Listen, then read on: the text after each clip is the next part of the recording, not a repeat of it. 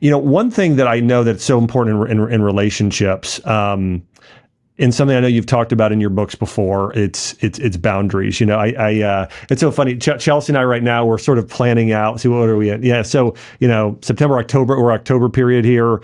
And we're now making plans for Christmas and Thanksgiving and holidays. And we've got some people in my family my sister-in-law recently married. So, we've got a lot of discussions on who's spending time with who.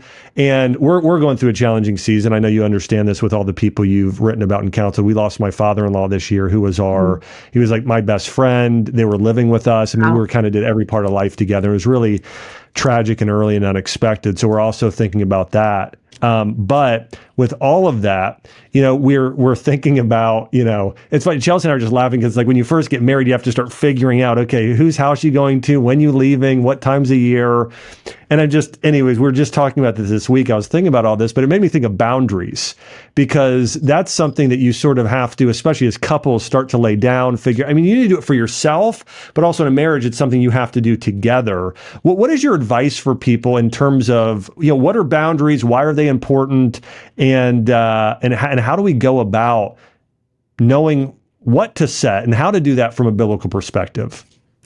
Yes. So when I first started researching boundaries, my big question as a Christian is it okay for a Christian to have boundaries? Didn't Jesus model that we're to lay down our life for our friends? So is God okay if we have boundaries? And here's an important basis that we need to think about. Jesus did lay down his life, but he did it to accomplish a high and holy purpose. He did not lay down his life to enable bad behavior to continue. Mm-hmm. And as I went through and looked at boundaries from a theological perspective, right from the very beginning, Genesis 1, I see God using boundaries to create separations between light and dark, land and sea. Mm-hmm. Those separations are boundaries, right? Then you get into Genesis 2, the first recorded conversation between God and man. And of all the topics God could have chosen for that conversation, he chose the topic of a boundary. And he did it in the context of freedom. It's important to look at how God established this very first boundary. Sometimes when we're studying in a theological sense, there's this thing called the law of first mention or the law of first picture.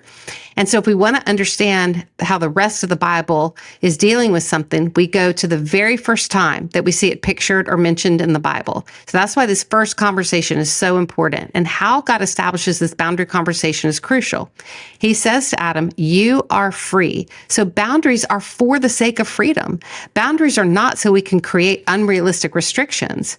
We have to define where the boundary lines are in order to understand the true freedom in the dynamic we're experiencing. So God says, you're free. You're free to eat from any tree in all of the garden. Here comes the boundary, but not this one tree, the tree of the knowledge of good and evil. For if you eat from it, here's a consequence, because boundaries without a consequence are nothing but a poor suggestion. So if you eat from it, you will surely die. So God models perfectly, like boundaries are for the sake of freedom. They're also for protection. God wasn't being a killjoy God telling Adam not to eat from the tree of the knowledge of good and evil. He was trying to protect him from carrying the weight of the knowledge of evil inside of him. And so as I continued to study this and I went all the way through, what I started to recognize is that first there was one boundary, but as sin increased more and more, because of course sin happens in Genesis 3 with the violation of the boundary. And by the time we get to the law and the prophets, God establishes over 600 boundaries, because where there is sin, where sin increases, chaos increases. And in order to bring order back to chaos, you need boundaries.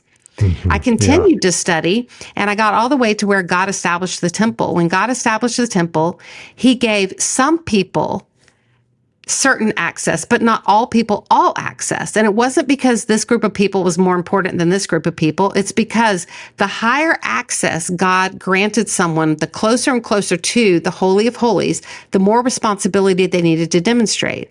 All the way to the high priest. The high priest was allowed the greatest access, but he also had to demonstrate the greatest responsibility. Before going into the Holy of Holies once a year to make atonement for the people, he had to be perfectly purified and cleansed. If he wasn't, he suffered the highest consequence, and that's death. So this taught me why it's so important for a Christian to have boundaries and why you and I need to establish boundaries. And it's this. I was giving way too much access to certain people who had not demonstrated they could be responsible with that kind of access. And when we give level 10 access to someone and they only demonstrate level 3 responsibility, the distance between those two is where you'll find relational chaos and where dysfunction grows. Mm-hmm. So our natural tendency is like, oh, I'm going to put a boundary on this person to make them be like safer, to make them be more responsible. But that never works. You can't force another person if they're unwilling or incapable of changing. You can't force a change. So our choice then is to put a boundary on ourselves. And how do we do that?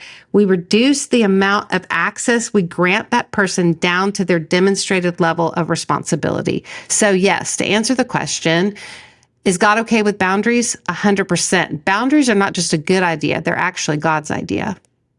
I love it. This is so good. And I love you go all the way back to the beginning in Genesis for that. And it's amazing how God, you can take this principle and apply it to our lives. I think about, as we were, as you were talking about boundaries, I think boundaries are really related to the virtue of discipline. And, discipline, it takes a lot of creating a lot of boundaries and things. I'm going to do this and this and this and not do this in terms of our lives. And I had a mentor tell me this once. He said, you know what, the more that you are disciplined and spend time practicing, whether it be an instrument or a sport or whatever it is, and you get better, only then are you free to play. Like if you've never played a flute before, you're almost not free to play. You can't play anything. If you get really good at a sport, you have all this freedom to do all of these tricks and do things that most other people can't do. And so it just reminded me of that sort of, this in terms of some of those virtues there of boundaries and the importance of those. And it's so good. There's a psychologist, I know you're familiar with him, Jordan Peterson, and I was watching one of his lectures recently, and he said, he said something to the degree of, who should you spend time with? And this is something I'm interested to hear you share about, because I think that I remember growing up. So I went to a Christian school through 8th grade. I remember my mom once telling me I shouldn't hang out with this person. And I remember, again, I'm a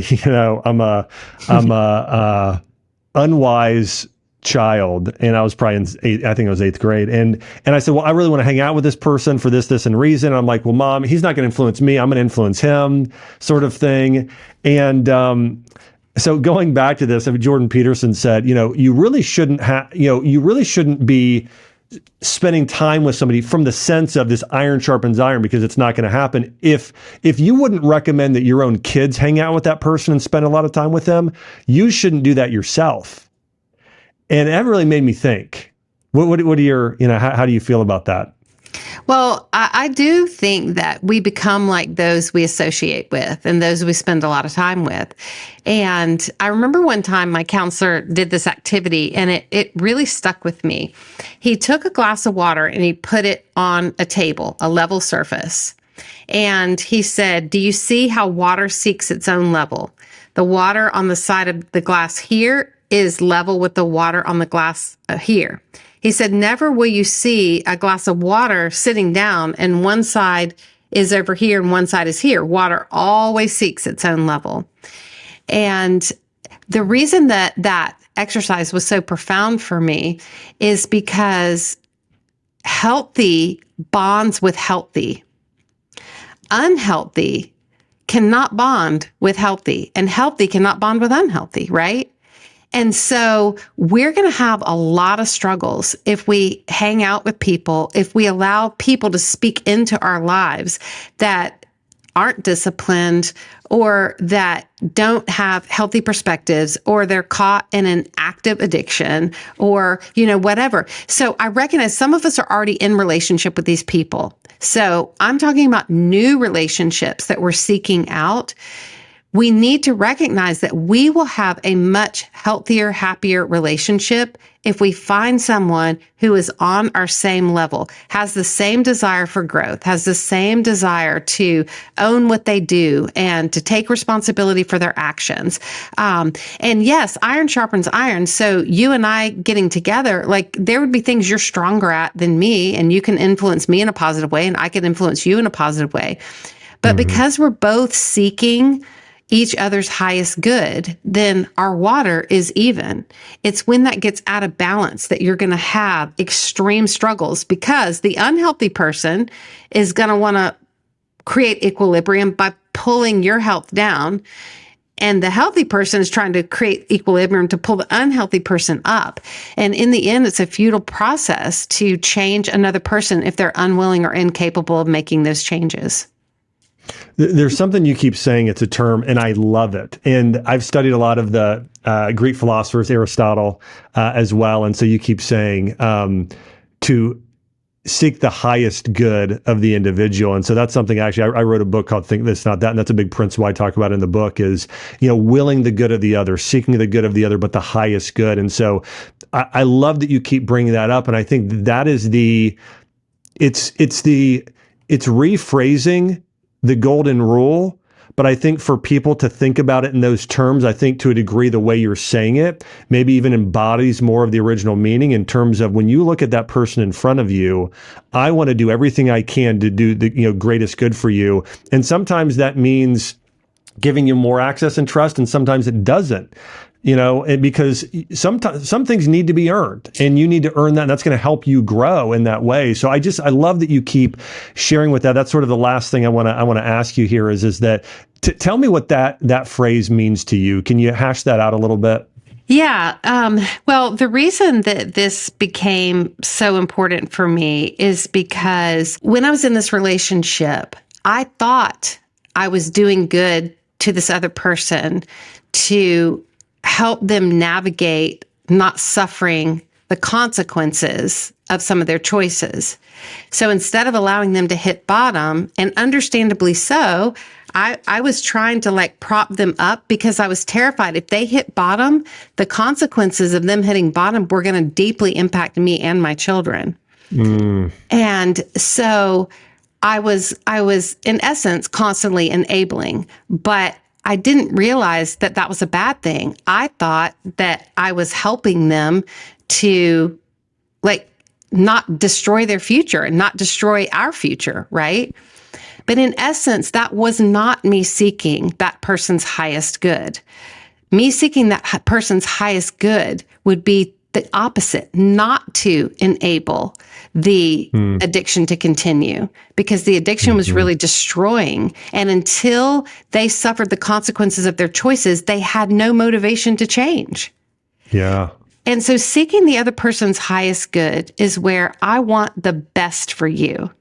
I want the best for you.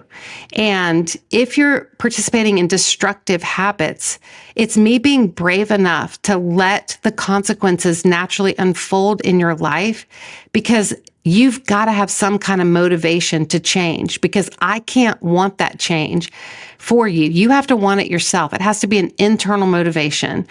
It's kind of like if somebody was having a cardiac event, we would run to that person and we would, using external pressure, we would be able to sustain their life for a little while doing CPR. But at some point, if their heart doesn't quicken and beat on its own, it's not realistic to sustain their life forever using external force. And the same is true with needed and healthy changes that need to occur in another person if they're participating in destructive behaviors.